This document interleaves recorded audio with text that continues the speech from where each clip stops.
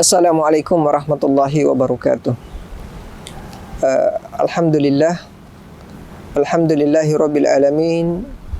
Wassalatu wassalamu ala rasulihil amin wa ala alihi wa ashabihi wa man tabi'ahum bi ihsanin ila yaumiddin. Para pemirsa yang dimuliakan oleh Allah Subhanahu wa taala. Kita tidak bosan-bosannya memuji kepada Allah Subhanahu wa taala, sebagaimana Allah juga tidak pernah bosan mencurahkan kenikmatan-kenikmatan kepada kita. Salawat dan salam terus kita curahkan kepada baginda Rasulullah sallallahu alaihi wasallam, yang kita berharap semoga kelak Allah Subhanahu wa taala memberikan izinnya kepada kita mendapatkan syafaat dari beliau, bisa menikmati air yang ada di telaga beliau.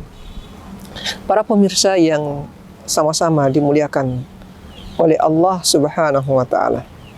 Pada kesempatan yang mulia ini, saya akan menyebutkan salah satu hadis dari Nabi kita Muhammad sallallahu alaihi wasallam, di mana Rasulullah sallallahu alaihi wasallam bersabda, "Ya ma'syarasy syabab, ya ma'syarasy syabab, wahai para pemuda, wahai para pemuda, man istata'a minkumul ba'ah falyatazawwaj." Siapa di antara kalian yang sudah mampu untuk melakukan al-ba'ah, ya, sebagian ulama menyebutkan bahwasanya ketika seseorang laki-laki itu sudah mampu melakukan hubungan suami istri, ya, siapa di antara kalian yang sudah mampu melakukan hubungan suami istri, ya, falyatazawwaj, maka hendaklah ia menikah. Hendaklah ia menikah.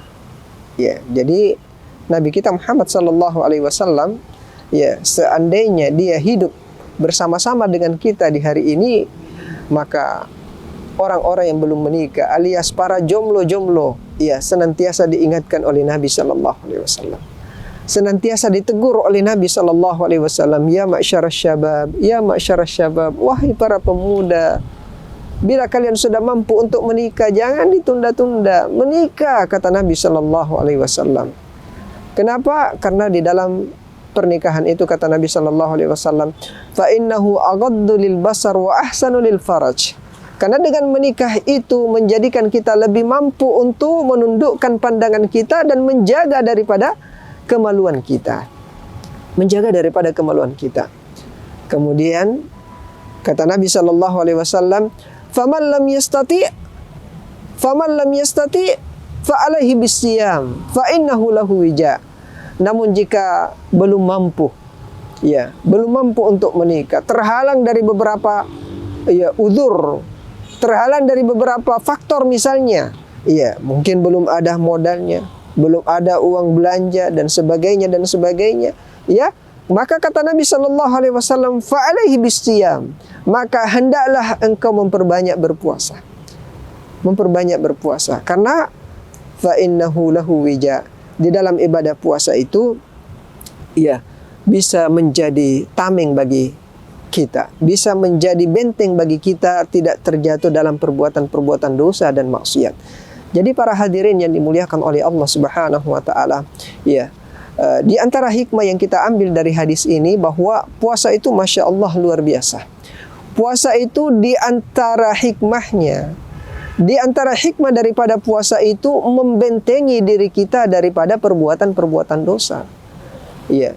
Dan ini juga sekaligus menjadi teguran bagi kita semua. Jangan sampai kita sudah melakukan ibadah puasa, sementara berpuasa kita tidak menjaga anggota badan kita dari dosa dan maksiat. Ini berhati-hati. Ya. Yang seharusnya puasa itu sendiri menjadi tameng, menjadi junnah, menjadi benteng bagi diri kita supaya kita terhindar dari maksiat. Bagaimana ceritanya? Bagaimana logikanya? Sementara kita berpuasa, kita bermaksiat kepada Allah. Ya, kita berpuasa, kita tidak bisa menjaga anggota badan kita dari dosa dan maksiat. Berhati-hati.